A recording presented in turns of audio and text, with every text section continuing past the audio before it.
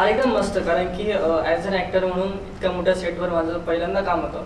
याआधी मी इतक्या मोठ्या सेटवर कधी काम केलं नव्हतं, म्हणून हा अनुभव माझ्यासाठी खूप चांगला होता.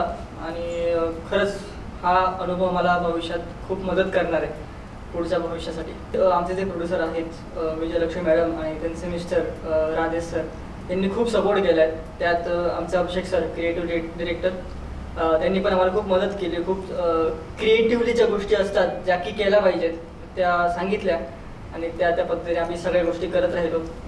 आणि ऑल ओव्हर पूर्ण फ्यूज खूप मस्त होता. पण मी ना एका सीनला आश्चर्य झालो होतो. तो सीन होता की जेव्हा घरामध्ये पंडितजी येतात त्या सगळ्या पूजा पाठासाठी, ते आल्यानंतर आमचे टेनेश्वर असतात, ते ये जा करत असतात. आणि शेवटी काय करतात की ते अख्ख्या एका घोळक्याला घेऊन येतात 4-5 जणांना. आणि त्यामध्ये एक मुलगी असते जी की टेण्याची मैत्रीण दाखवली होती.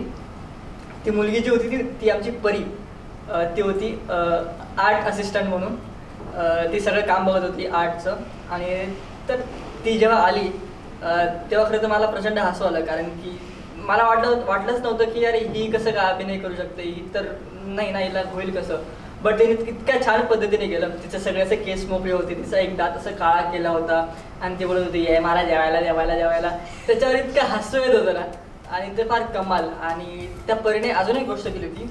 जेव्हा परशुराम एका बाईवर फोनवर बोलत असतात की आमचा ब्लाऊज गेलं कुठे, तो माझा ब्लाऊज हरवलाय, कुठे गेलं, तर ज्या बाईचा आवाज आहे तो परीचाच आवाज आहे. ते परी इतकं छान बोलत होते की मला माझा ब्लाऊज पाहिजे, मला काही सांगू नका वगैरे. ते इतकं कमाल वाटत होतं ना की मला वाटलंच नव्हतं की यार ही कसं इतकं छान करू शकते. ते मला फार आश्चर्य वाटलं होतं त्या गोष्टीचं.